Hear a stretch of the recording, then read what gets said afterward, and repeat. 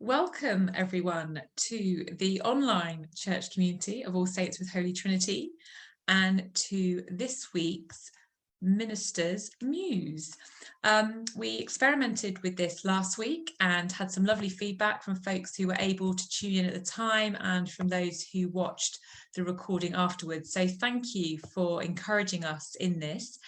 If you're watching now live and you're able to comment, if you're a YouTube subscriber, do please do that and let us know that we're not on our own. That's a really nice feeling. And if you're watching this afterwards on Facebook, then again, do please comment and let us know how you've enjoyed the conversation. So my name's Wendy, I'm the rector of Loughborough's Historic Parish Church, All Saints with Holy Trinity. And we've set up this conversation really because I was finding it quite frustrating trying to prepare my sermons somewhat in isolation in this lockdown world. And I greatly appreciate discussing with other colleagues, people from different churches, different church traditions, and engaging with the scriptures in the context of community. I'm a great believer that that's a really important way and a way that God speaks to us through the scriptures, not just individual reading, but as we listen and learn together. Each week the plan is that I'll be joined by some different mystery guests. Some will be repeated visitors from previous weeks and familiar faces that will begin to appear again and again. And then I hope also to have new people each week as well. I'm going to ask them to introduce themselves in just a moment, and while they're doing that, I will type into the comment section the readings that we're looking at for this coming Sunday. Do please get a Bible or access an online Bible like Bible Gateway to have a look at the passages yourselves, and do please join in with the conversation. So what we're doing is, having read the passage, we're thinking together what speaks to us, what challenges us, what questions does it raise for us, what might God be saying to us through this. So we'd love to know what you're thinking about the passages as well. So do please use the comments and we'll try and include those as we go along. So it's great. We know we've got at least two people who are joining in. That's wonderful, who've been able to comment. So hello, Gail. Great that you're with us. And hello, Lee. Thank you for being here and with us and letting us know you're joining in. So I'm going to introduce my mystery guests and I will let you know what the passages are, but over to you. Hi, my name's Chris Taylor. I'm the Anglican chaplain at Loughborough University.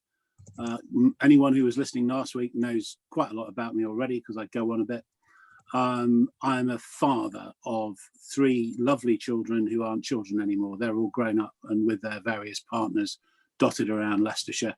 And I like thinking about God, which basically is doing theology when you think about God. And that's one of the reasons that I'm here with my lovely colleagues.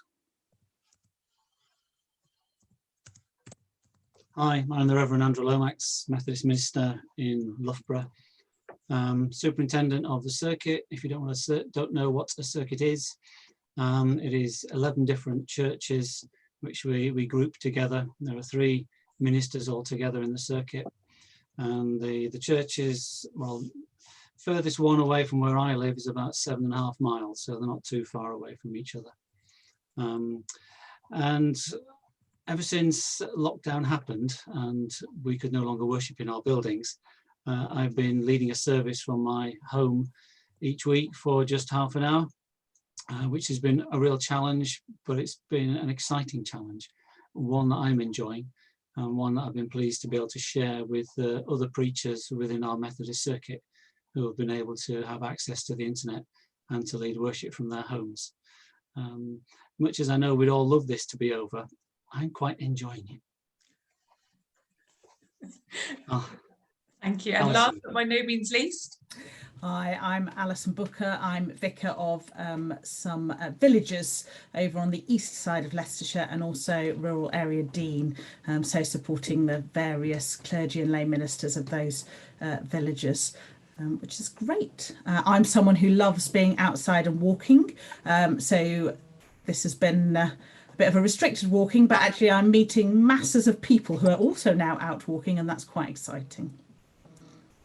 Keeping socially distanced, I hope, Alison. Absolutely, properly and appropriately socially distanced, waving across a field at someone, but it's still nice. I like it.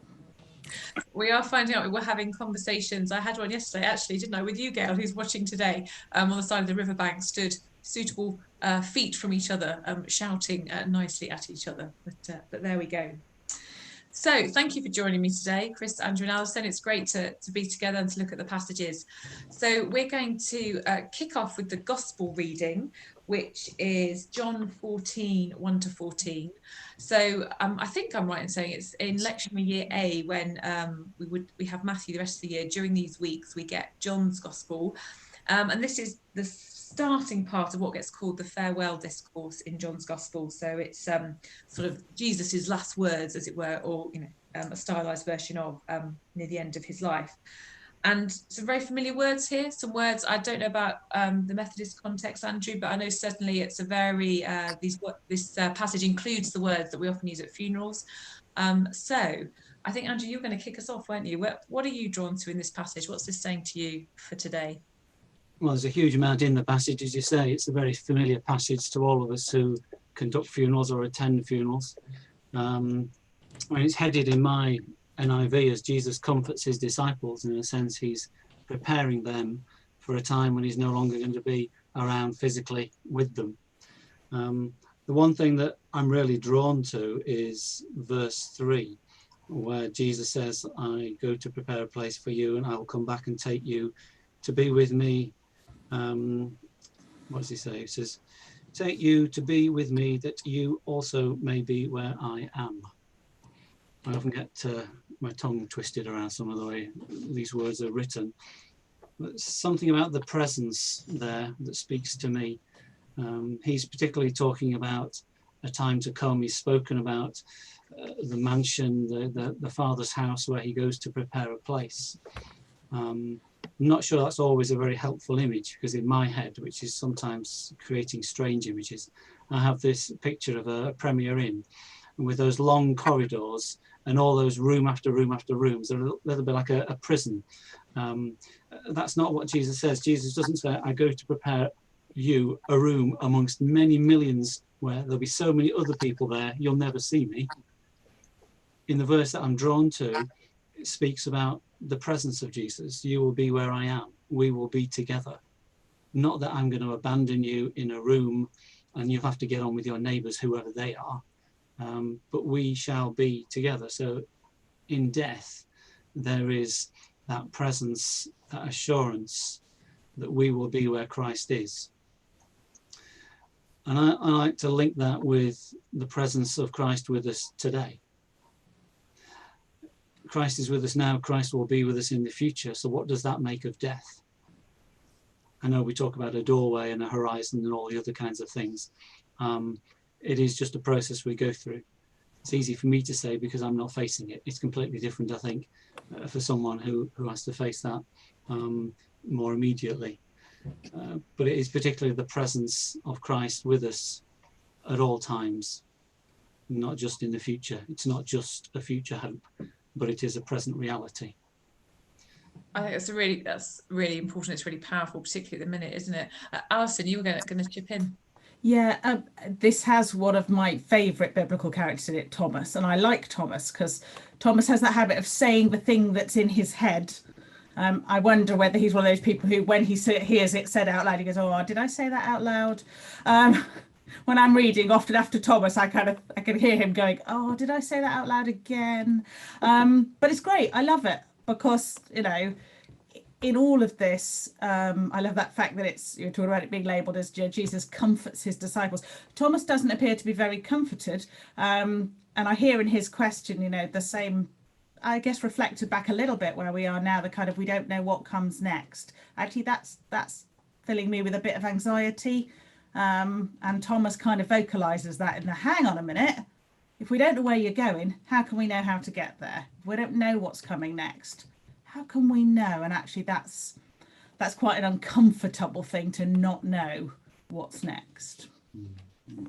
I like that sense that the disciples still don't get it, and almost I can hear a little bit of Jesus' frustration where it's like, Lord, show us the Father, and he's like, I've been with you all this time.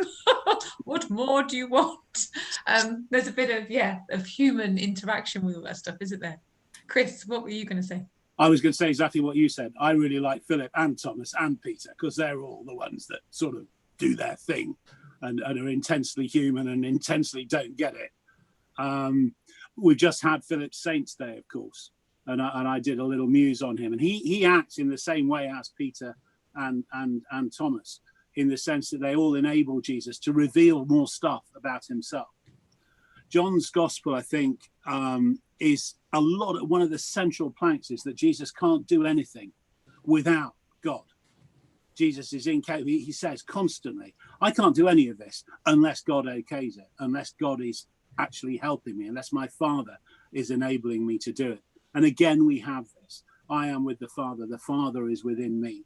And that understanding, see, the reason I really like this is that there's two I ams in it, and there's this more revelation about the nature of God and how God is this.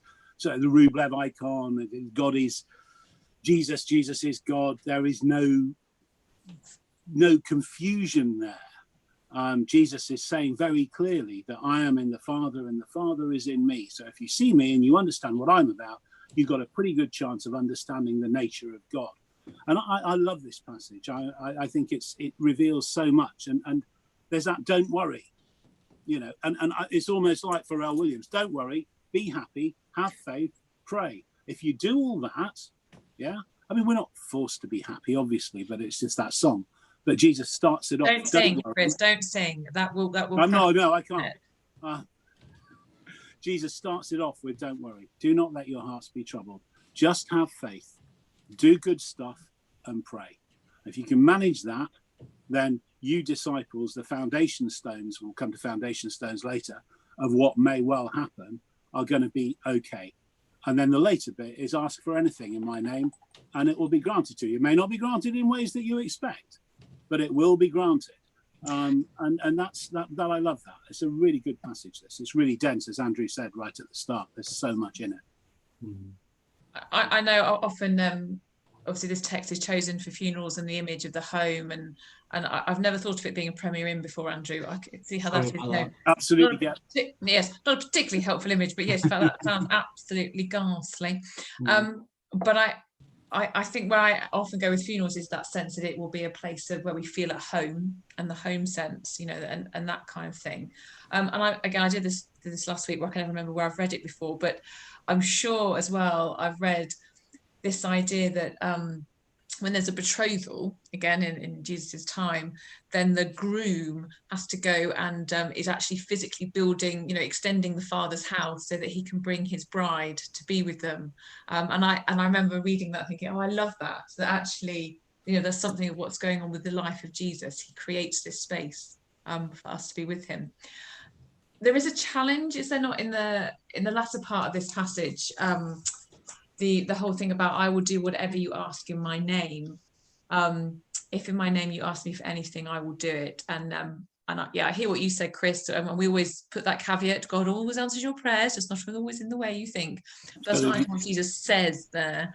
I think this is quite tough to preach at the minute for those who are seeking answers, and for when we're praying for ones who are ill and so on. If in my name you ask me for anything, I will do it. Where do we go with that at the minute? I think you asking? Verse 12 to begin with. Jesus says, I tell you the truth, anyone who has faith in me will do what I have been doing. And I would always ask myself the question, am I actually doing what Christ was doing? And what was it, what is the motives behind what I'm doing? What was the motives behind what he was doing? I might not be able to lay hands on the sick and bring them health and prosperity. Jesus was trying to bring people wholeness and restore life today, not just life in the future, and how life-giving are the actions that we make. And then linking in with ask for anything in my name, then surely it's got to be about what Jesus would have willed in that situation. Which is not always the miraculous, but more about restoring life to people. I mean, the story of the widow of Nain and her son was very much about restoring her son back to her so that she could have life and prosperity. Without her son, she had nothing. And so it is about that wholeness of life. today, not just in the future. Thank you. Alison, you're nodding away sagely. Well, I'm not sure about the sagely bit, but I was nodding. You're right about that. I think I agree with you that I think actually it's quite difficult, and particularly now. But I think in any kind of particularly difficult time, and like you said, we use this often at funerals, to see the words that are there and take them literally, it can be quite difficult, feel like that's not true, and as you said, that's why we tend to caveat them. I think for me there's something about the context in which, you know, Jesus is talking when he says this to his friends, to the people he's in relationship with. So I was recognizing some of what Andrew was talking about that, the why we're asking, the fact that we're asking within a relationship, within a family, within a household, within a group of people who are already in a friendship, that Jesus is not saying this to a kind of massive group of people who've never met him before, but to his friends who've walked with him, even though they still don't get it. Yeah, thank you. Chris, you did the hand Yeah, waving. yeah. I did the hand waving. I think there's also something here, just a bit back before all this. It is sort of like third, but there's something in Jesus's clarification following Philip and Thomas's confusion, where he actually says, look, if you don't believe in me, if you don't actually believe that I am the Father and the Father is in me, just believe the stuff that I've done. Have a look at what's happening. So there's an acknowledgement there that faith doesn't have to be absolute. It can be, hey, I saw him do that stuff. I saw him feed the 5,000. I saw him turn the water, or I heard about the water into wine. That's enough for me today. I don't actually get the person of Jesus and the nature of God. Yeah. So I don't think it's as difficult maybe as we might see it, because there's that always, as there is with Jesus in John, there's always an acknowledgement of everyone's humanity, and the fact that, you know, we're not necessarily going to be perfect harbingers of the kingdom, but we can try to glory. And at the end of it, you know, whatever you do, try and do it to glorify God, to in implicit build the kingdom. And if I was preaching this, I'd be saying, how do we go about glorifying God? What do we do to glorify God? How can we enable God to work through us? It's not us building. I think there's a consistent misunderstanding in churches that people think they're building the kingdom. I don't think they are. They are enabling God to build the kingdom. And there's a hugely different attitude in there. If what we do enables God to work through us, great. If we think we're building the kingdom, I think we're probably building on, as Andrew was talking last week, we're building on foundations of sand. Yeah, I guess we're called to seek the kingdom, aren't we? Which may be, not quite the same as building it. Yeah, Interesting. Are there other things in this passage that we've not touched on yet? I mean, we've not majored on the I am the way, the truth, and the life. I mean, Chris, I know you said you like the I ams.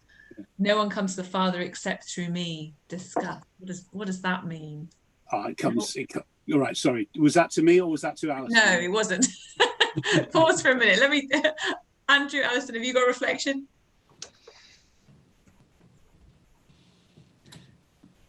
No. Yes, no, I did, but I've forgotten what it was now.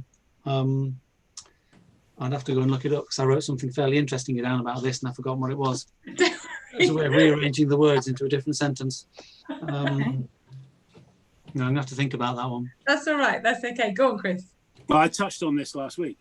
I am the way, the truth, and the life. I am the gate to the sheepfold. I am the only way you're going to get to heaven. There is no other way to the Father but through me. Doesn't say you have to do it now. Doesn't say you have to do it whilst you're alive. It says, I am the way. The only way you're going to get to God is through me. I'm there. When you die, when you die, you're going to probably encounter me at some stage in that post-mortem journey. And when you do, that's when you have your choices to make. Yeah, you can't get to heaven. You can't get to the Father in any way, shape or form unless you come through me. That is not an exclusive thing. That is, to me, one of the most inclusive comments that Jesus makes in the whole of the Gospels. I'm there for you, you could read it as. There is no other way that you can get to God except through me. And when you die, you'll meet me. It's a bit like it's the Harry Potter Paddington Station again, I know. But it's that thing where and it is Anglican Orthodoxy I'm talking here. This isn't weird. This is Anglican Orthodoxy. It can happen post-mortem. You can have your conversion experience. You can go, oh yeah, it was right all along. They were right all along, those nutters in the Anglicans. They knew exactly what they were talking about. And here's Jesus. And I believe, thank you very much, I'm on my way. And that's in salvation, which is it definitely turns that phrase into the way you describe it. It's not a test to be passed. No. Because sometimes you can take that passage that way, can't you? Jesus is the way, and if you've not passed the Jesus exam, then you've gone down the wrong route. It is more life-giving. Andrew, have you found your nugget of wisdom that you wanted to share? Don't worry if you haven't. I found what I wrote. Whether it's a nugget of wisdom or not is something else. There's just something about the reassurance in this that death is the way for us to be united with Christ in eternity, and thereby know the life of Jesus and the truth of faith, if you like, just to incorporate all those words into one almost sentence. Reassurance that death is the way for us to unite with Christ in eternity, to know life with Jesus and the truth of faith. Interesting. I find myself reflecting back again on the relationship thing. So this, Jesus says this in response to the question that comes earlier of, if we don't know where you're going, how can we know the way? And Jesus responds, I am the way. I think for me, it's that contrast between the question is kind of how do we know the rules? How do we know what to do? How do we know what rules to keep, how to behave, all the things that they had known previously in terms of responding and living in a way that was the way God wanted. And Jesus kind of turns that on his head, rather than the way being something that can be known and learnt. It's something that's experienced in relationship with Jesus. So the way is a person. I often at funerals talk about we can know the way because the way is a person, the person of Jesus who left heaven and all of its glory and beauty and came to walk with us in the pain and the difficulty and sits with us in the mess. Actually, that's the kind of relationship and the kind of way that helps us to see who the Father is, to see God, to experience God through that relationship.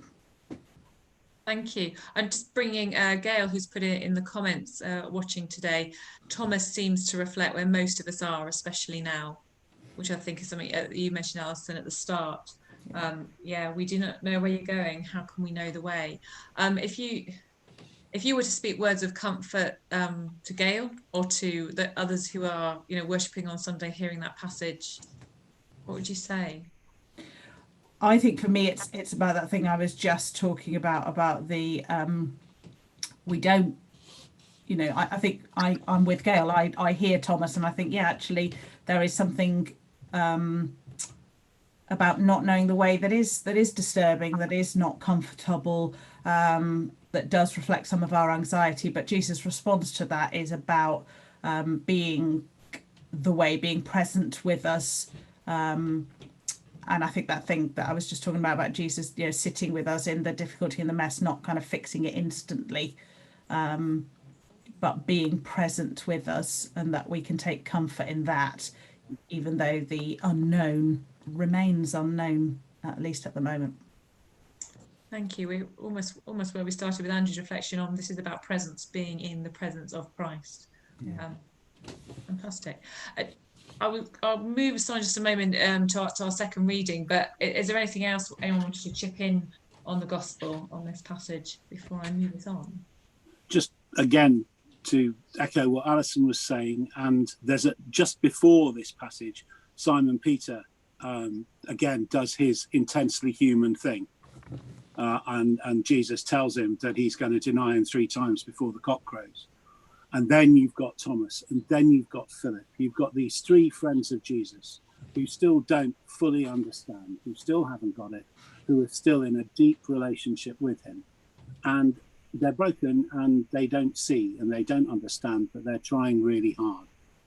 And I think that can speak words of encouragement to anyone who's trying really hard in difficult times. Thank you. As always, there's always a little gem. I go, oh, I'm writing my sermon as we talk. But I like that Peter and Thomas and Philip, there's those three encounters, and that's what draws out of Jesus, his responses. And actually, the week after the lecture, we will pick up from verse 15, and we go on to, if you love me, you will keep my commandments, and I will give you the helper to help you to do that. But thank you.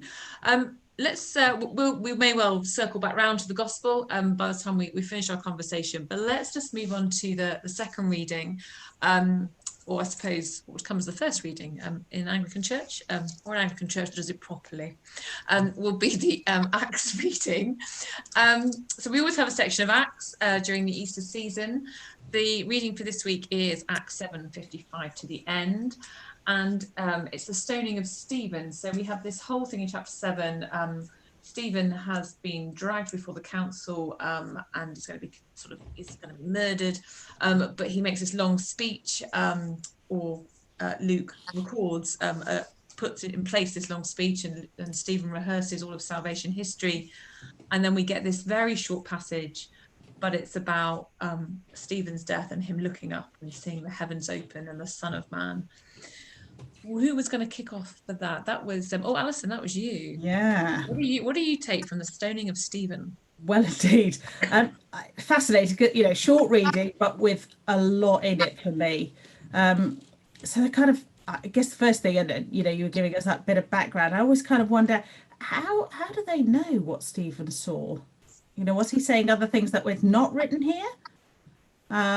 So that was what's one of my always kind of wonder questions is who, how does Luke know this? Who was he talking to?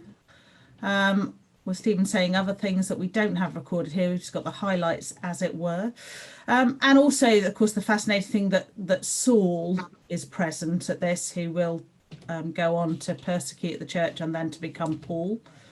So Saul hears those words of Stephen, Lord Jesus, receive my spirit. And I wonder if they come back to him when he's on the road later and he says, who are you? And the voice says, I'm Jesus. So that kind of connecting with other stories in my head, I suppose. And I am hugely challenged by Stephen, if I'm honest. Back in our gospel reading, Jesus saying, those who follow me will do the same things as me and greater than me. And I hear Jesus' words from the cross reflected here in Stephen. And I'm massively challenged as I think, would I be able to do that? I'm not sure. I don't know. But here we have Stephen, an ordinary person like you or me, who is able to say, Jesus, receive my spirit, and Lord, don't hold this against them. I think that's remarkable. It's a complete echo of Good Friday, isn't it? Completely. But in the person Jesus. Yeah. Thank you for getting us going on that. And Chris, Andrew, who wants to chip in next? I thought what was significant about it was Stephen was full of the Holy Spirit. That's where it starts, isn't it? The very first verse of that section. Stephen, full of the Holy Spirit. And I've been reading all of these readings in the light of the verse I was drawn to in the Gospel, which is about the presence. You're right. I think anyone in that position, would we react the way Stephen did? I doubt it. Stephen was full of the Holy Spirit. He had the presence of Christ with him, to the point that he was echoing those words, as we've said, from Good Friday. And so in his moment of death, I'm going to repeat what I've already said. It's that transition from life in the presence of Christ to eternity in the presence of Christ. And a little bit like the way Paul in Philippians was kind of saying, I can live and preach Christ, I can die and be with Christ. Which do I choose? That's not what he says, but implications there. He didn't mind. It's almost as if Stephen had reached a point where he was quite happy to go and be with Christ, just as Paul was quite happy to go, if that was the Lord's will in that situation. And this in this reading, it is that doorway between life and death, but always in the presence of Christ. Thank you. There's a definite theme emerging for you, Andrew. I feel you're a person who writes your sermon very early in the week. This is some very formed thinking. Well, I wrote it last week because I'm on holiday this week.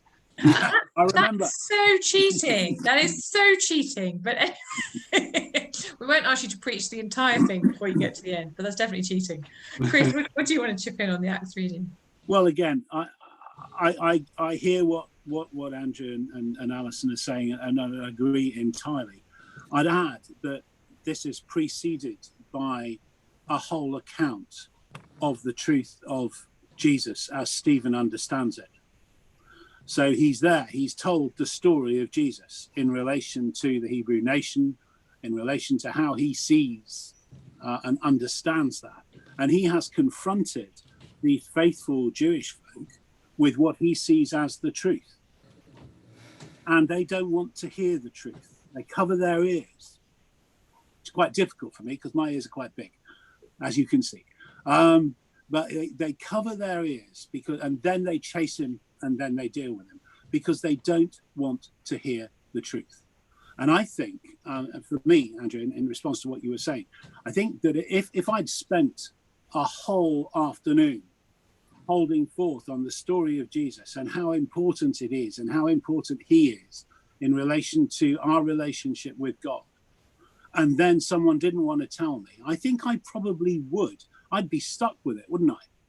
I wouldn't have anywhere to go. I'm not going to recant. So I'm just going to follow through on what I've said. If I had the balls to get up in the first place, if I had the courage to get up in the first place and make that statement of truth as I understood it and as I saw it, and know that it was going to offend and upset, I would be stuck with following through on that, even unto death, probably. And whilst it takes a level of bravery and courage that maybe I don't understand being able to draw on, I can't actually see another way out of that. There's, again, we were saying there's this parallel with Jesus. Jesus found himself after 3.5, 4 years in a place where he had nowhere to go apart from the cross. He'd been telling people that he was going to die. He'd been setting it all up. And then it happened and it plays out. And the same thing happens with Stephen. And Stephen tells us, doesn't he, that what he's seen and that heavenly vision. And I think it's wonderful. And I think also, come back again to what Alison said, and then I'll shut up, promise. This is the introduction. This is the beginning of Saul, of Paul's journey. This is where this may be the turning point in his life. Maybe that moment when everything starts to fall apart, when Stephen says with such confidence, forgive them, receive my spirit, forgive them.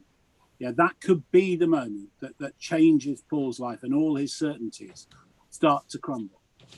Now, he wouldn't have realized it, but yeah. I think what we've noticed in the gospel reading and in this one, we're often drawn to the real human bits, aren't we? The moments of doubt, of challenge, of question.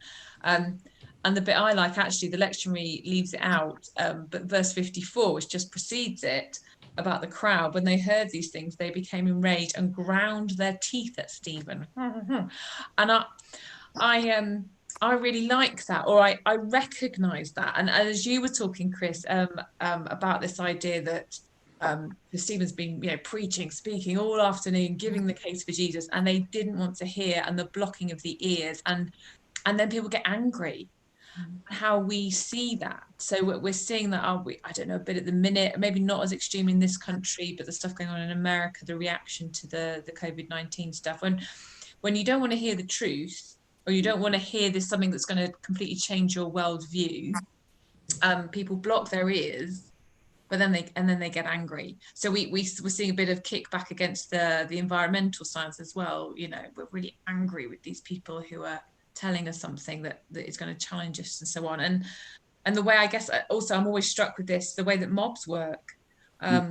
And there's some awful, I don't know which country it was in, again, was it in the States or was it in Southern America, of nurses being having stones thrown at them on their way to work, because for some people they I don't know, they're carrying the virus or something. And so mob stoning, it gives me the chills really a bit, but that's the nature of humanity, and it's there in those little verses. It's all very sanitized and it's teaching us a theological truth, but there's a lot of human hatred in there. Alison, you're nodding. And I think fear, I think that's what I kind of underlying that. I think there's something about fear. I think, just listening to you, saying about when somebody says something that really challenges what we think or feel or believe or the way that we've lived or whatever, the reaction to that, I think sometimes, maybe quite often, that's driven by a fear in us.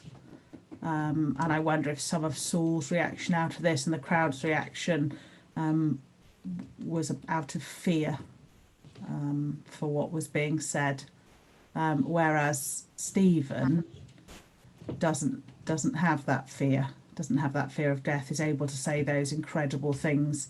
And it reminds me of the verse again of perfect love casts out fear. That being in the presence of God, being full of the Holy Spirit, means that even in something that would naturally be a fearful situation, I mean, you'd be kind of a completely normal human response to be frightened when surrounded by an angry mob who are going to stone you. Stephen appears not to be frightened and can see beyond this image of Jesus in heaven. I think is remarkable.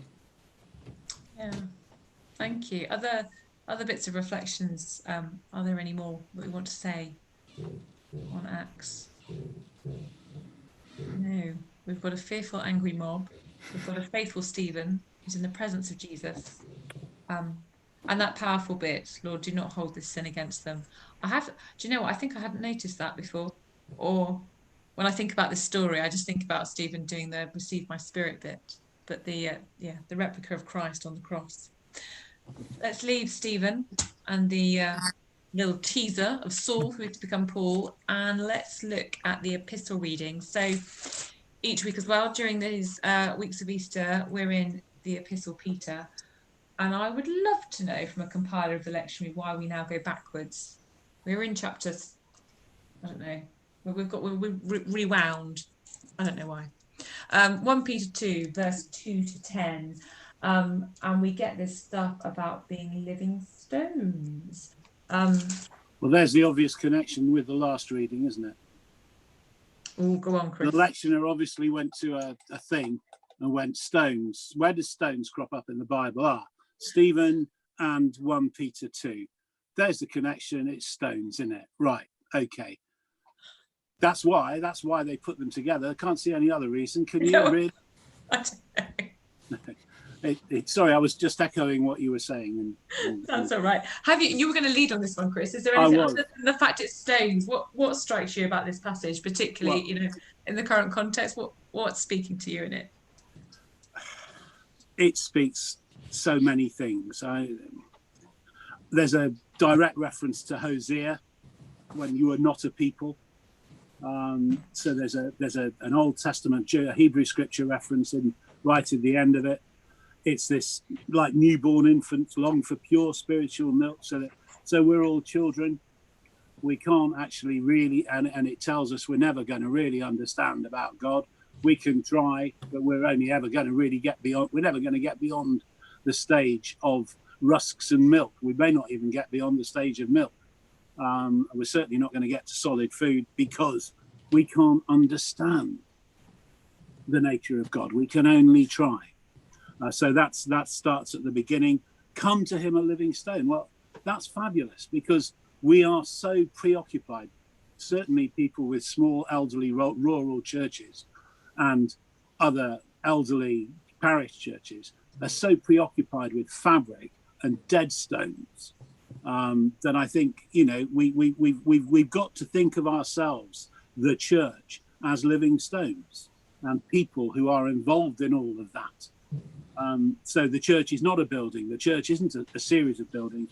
The church is the people who worship Jesus and God in those buildings. And I love that it says, allow yourselves to be built. It doesn't say rush in and become this ready-made Christian person with an established faith based on Sunday school stuff. Allow yourself to be built. Let God work his way inside you. Let God work his intention for you. And that doesn't say let God work his intention for you now. It says let God work his intention for you in due course. You're a living stone. There's stuff to learn, much to learn. You'll never learn all of it. You'll probably never learn any of it, really, because you're human. You're stuck on mother's milk, basically. So there's that. Then there's this obvious reference to Jesus, the stone that the builders rejected, that everybody or lots of people love talking about and quoting. That's great. It says what it is, you know. And then you get to stumbling blocks and rocks that make them fall. And they stumble because they disobey the word as they were destined to do. That's the difficult bit. That's the hard preaching bit. Why are some people destined to fall, to stumble, and others not? Well, you see, I don't think that's hard at all, because I think at some stage or other, we're all destined to stumble. We're all destined to fall. We're all destined to miss the fact or forget what we already know about Jesus. Yeah, and make complete whatevers of ourselves, whether we're ordained or whether we're not ordained. It's our calling, like Peter, like Thomas, like Philip, to screw up on a regular basis and miss the point. Yeah, so there's that in there. So no one's being destined. There's no particular sort of favoritism going on here. Not some people destined, some people not. This is a universalist passage here. Everybody is destined to fall. Everybody is destined to be called. Everybody is a living stone. Everyone. Yeah. And this idea that once you're not a people and now you are, I think, and again, Hosea makes that point in the whole of that book. That comes out at the end, where everyone is saved and loved by God. Or you could read it that way if you wanted to. So yeah, that's wow, where I love it. There's a lot in there. Yeah. I'm always struck by that living stone is both an organic and an architectural image, and how those two things run together.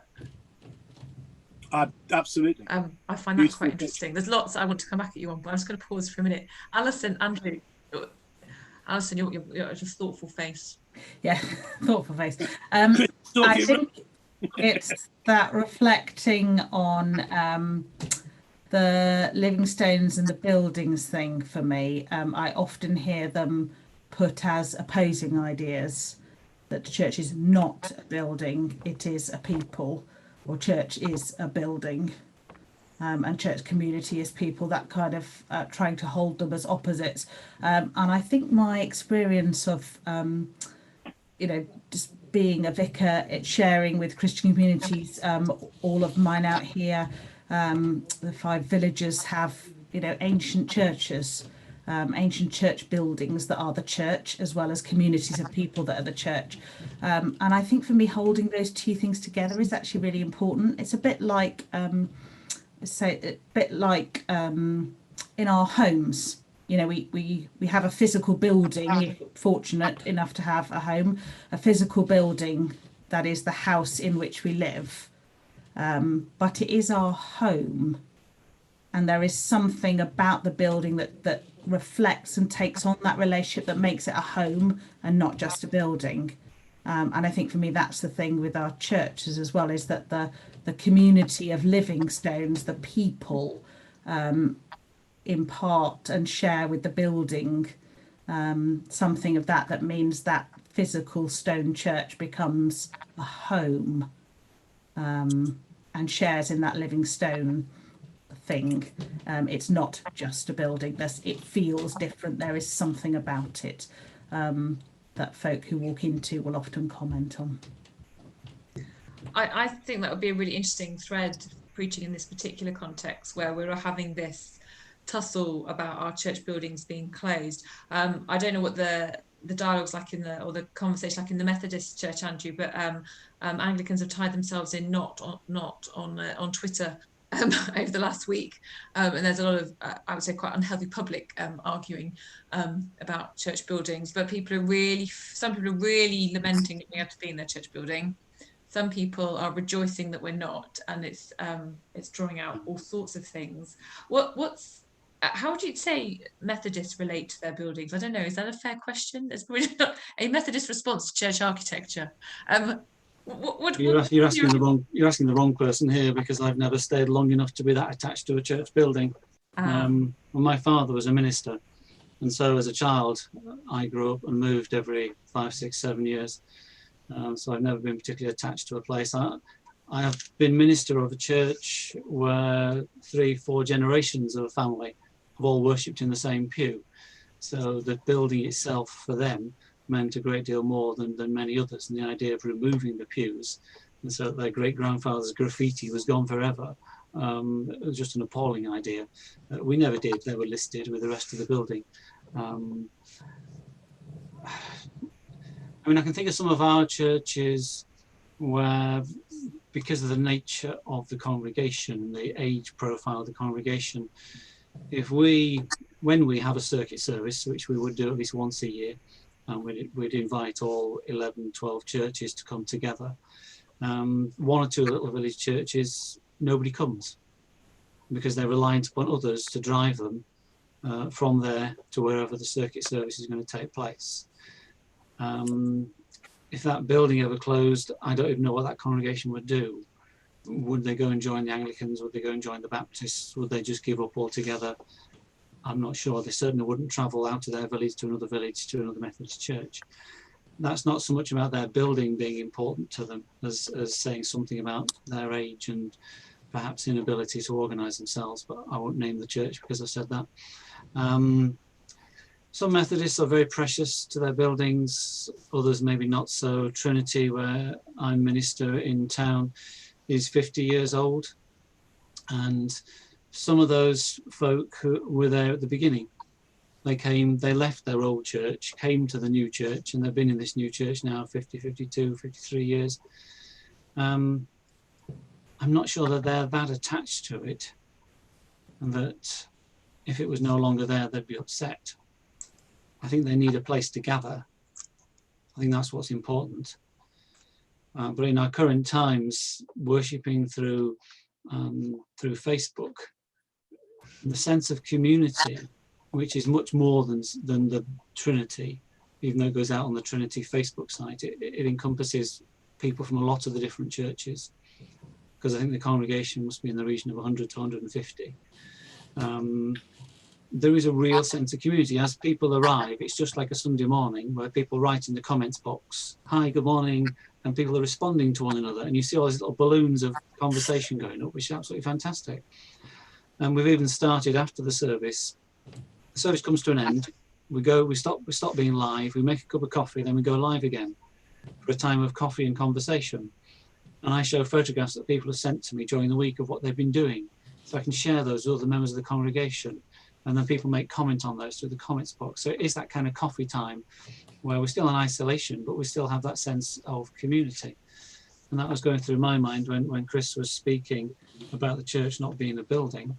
But I take Alison's point, because it isn't a building, but it is. It is both. And that sense of place and presence is so very important.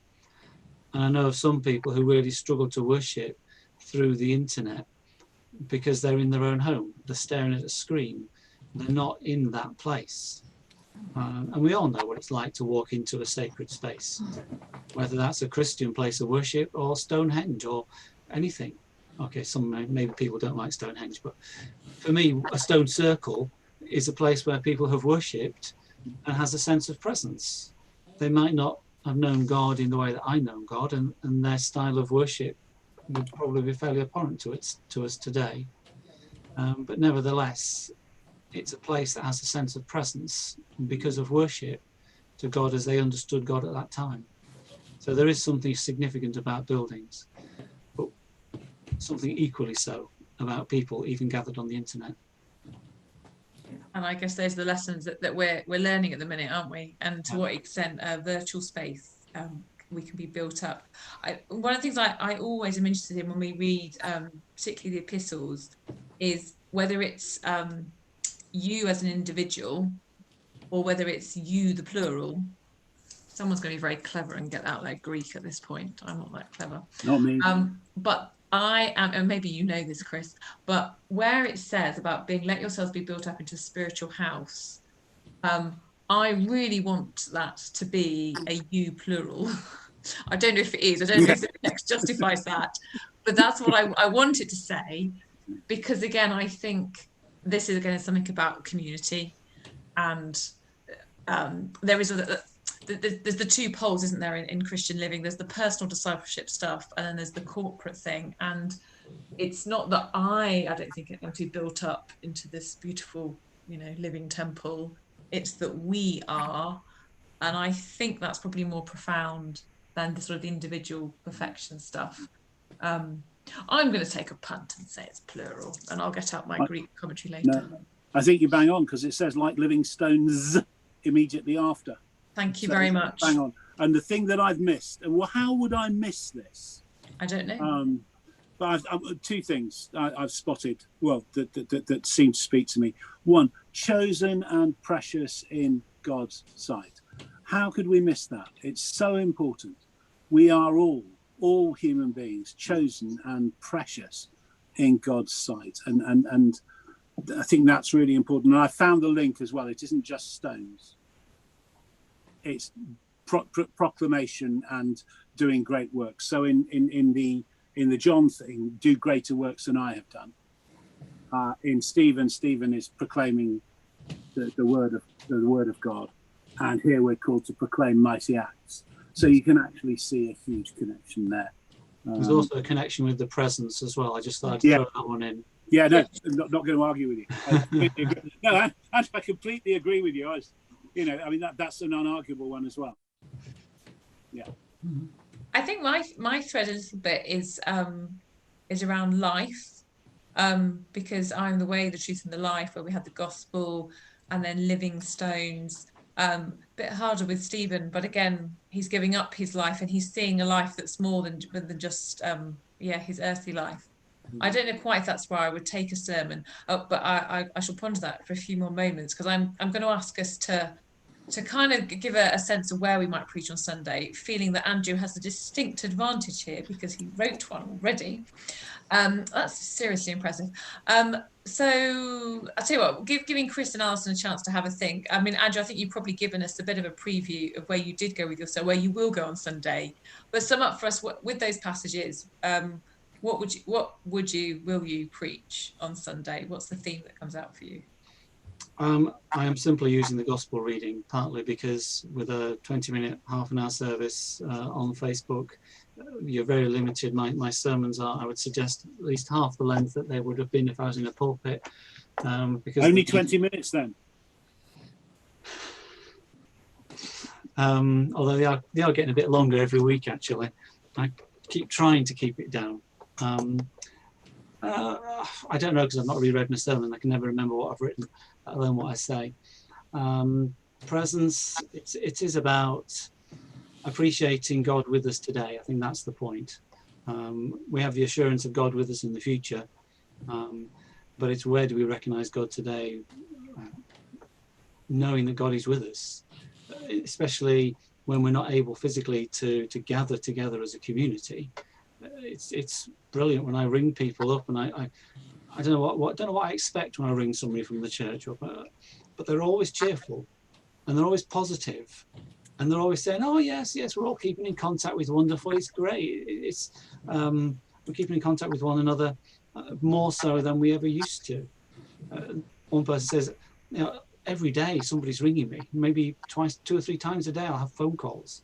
I go out in the garden to escape the phone sometimes.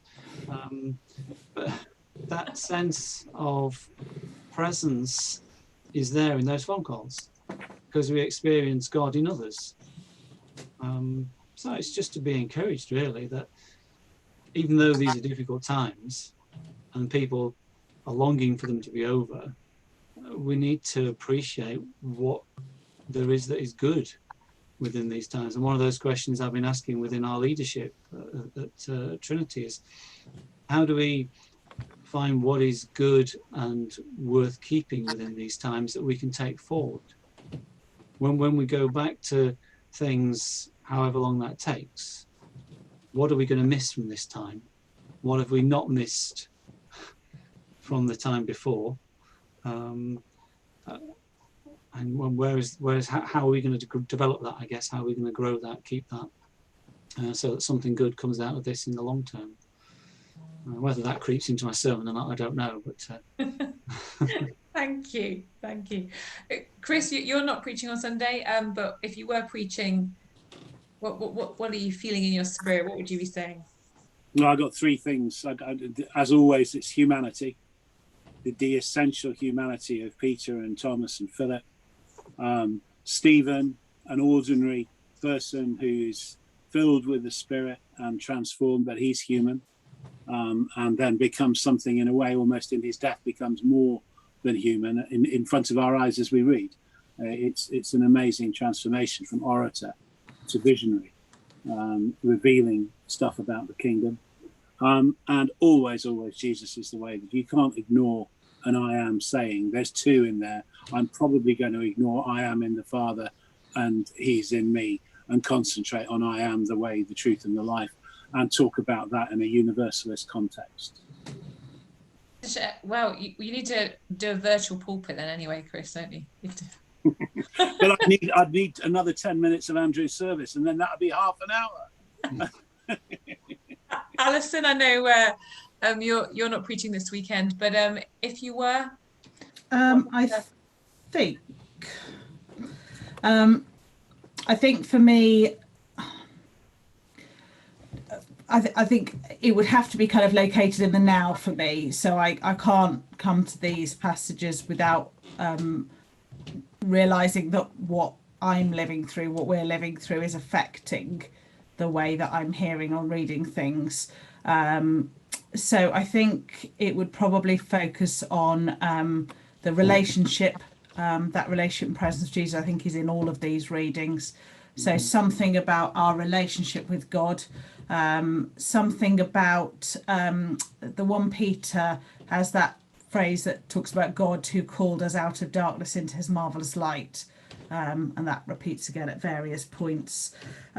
So I think probably something about darkness and light, but maybe something about seeing glimmers of light while still in darkness.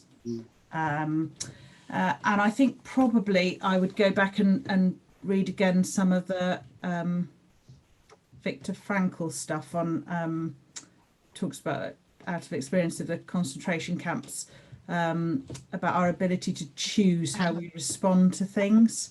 I'm not a psychologist and things, so I don't know that stuff really well, but I think there may be something about what we choose to focus on, and that might link particularly to Stephen's choosing to respond because of that relationship with Jesus, but not to minimize the difficulty or anxiety in any way through that. So that kind of glimmers of light in the darkness. Sounds good. You feel free to record one for me, that's fine. Whenever I hear that, I think about choosing life, I always hear the Train Spotting film introduction. I choose not to choose life, I choose something else, which was the prequel to my Ash Wednesday sermon this year, actually. It's like an edited version with less swear words. I've got two very different, I don't know, last week after this conversation, my sermon went then somewhere completely different where I wasn't expecting it to. I was tempted very much by, especially Chris, when you pointed out about those three interactions in the John Gospel, a bit before with Peter and then Thomas and Philip, and then of course with Stephen. But I think what is niggling away at me is wanting to preach a little bit about the nature of the church, drawing in and through the Living Stones passage, I think.